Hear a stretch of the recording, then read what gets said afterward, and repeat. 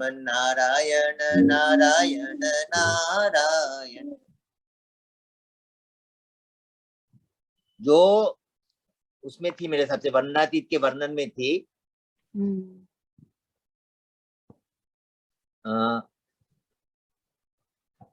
नारायण, एक मिनट,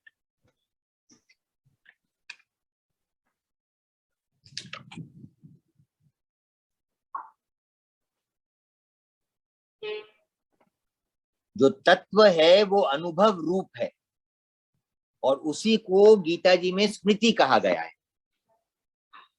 और वो स्मृति क्या है? वो है अपना ज्ञान, वो ज्ञान स्वरूप है। तो जो अपना ज्ञान रहता है या अपना जो अनुभव रहता है वो अखंड रूप से रहता है। उसको आप याद करें या न करें, वो आपसे कभी अलग नहीं रहता। इसी ज्ञान को जो अपने अभी जो चर्चा की, अपना निजी स्वभाव जो है, उसको आप अपना निजी स्वभाव भी कह सकते हैं। आपका जो निजी स्वभाव है, तो वो स्वभाव आपका स्वरूप बन गया है। स्वभाव में और आपके स्वरूप में कोई भेद नहीं कर सकते। तो वो स्वभाव का जो अनुभव है या स्वभाव का जो ज्ञान है, स्वभाव की जो जानकारी है, वो आपकी नित्य रहती है। तो वैसे जैसे वो नित्य रहती है, वैसे ही भगवान की स्मृति वो नित्य रहनी चाहिए, वो अखंड रहनी चाहिए। नित्य के बदले में मैं अखंड बोल रहा हूं कि उसमें खंड या उसमें अभाव, भाव और अभाव का उसमें भेद नहीं है। जैसे समाधि में भी स्वामी जी कहते ना, उत्थान और उत्थान होता है, तो गहरा भाव और कम भाव, विशेष भाव और कम विशेष भाव, उसमें वो नहीं है, उसमें वो अखंड रूप से रहता है। तो स्मृति जो है, अपना स्मृति बोल लीजिए या अनुभव बोल लीजिए या ज्ञान बोल लीजिए, तो स्मृति किसकी होती है? स्मृति केवल और केवल भगवान की होती है। वहां पे उस लेख में कहा, जैसे ये ज्ञान जो है, ये ऐसा ज्ञान नहीं है कि मुझे कुछ नया ज्ञान मिल गया। जो हमारे जानकारी में है, केवल उसके तरफ अपनी दृष्टि जाती है।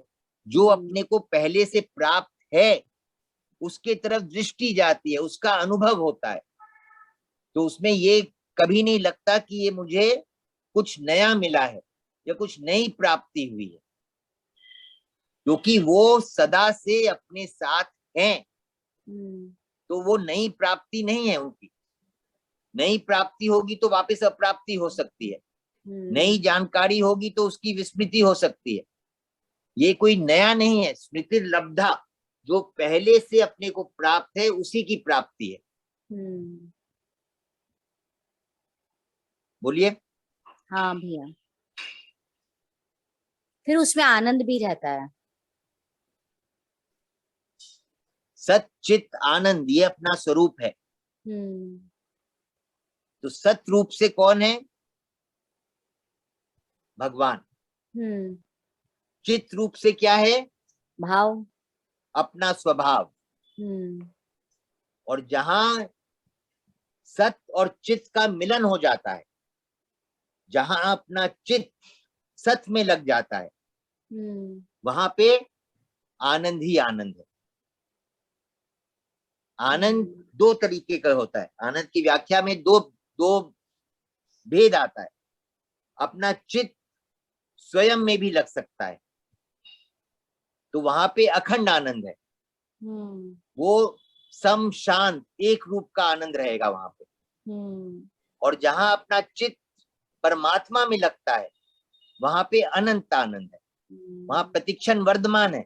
वो आनंद हिल्लोरे लेता है, वो बढ़ता जाता है, प्रतिक्षण वर्धमान है। वो अखंड आनंद में एक सम शांत आनंद रहेगा, उसमें कभी कमी नहीं आएगी, पर वो हिल्लोरे नहीं लेगा। जैसे अभी आज बात आई थी ना, सबर का मारना, तो वहां पे वो प्रेम का सबर का नहीं है। स्वयं स्वयं में स्थित होके कोई प्रेम का सबर का नहीं मारेगा। वो प्रेम का सबर का कब मारेगा? जब वो उसका चित्त जब परमात्मा में लगेगा। दोनों में अंतर समझ में आया? हाँ। वो ज्ञान योगी के होता है और वो भक्ति योगी के होता है ना, वो अनंत ज्ञान आनंद। योगी के होता है, वो भक्ति योगी के होता है। ज्ञान योगी में भी ये नहीं समझना अपने को चाहिए कि ज्ञान योगी में ये नहीं होता है। हम्म, जो प्रेमी भक्त बताया गया है, हम्म, भगवान ने प्रेमी भक्त की संज्ञा क्या ली है? ज्ञानी। ज्ञानी।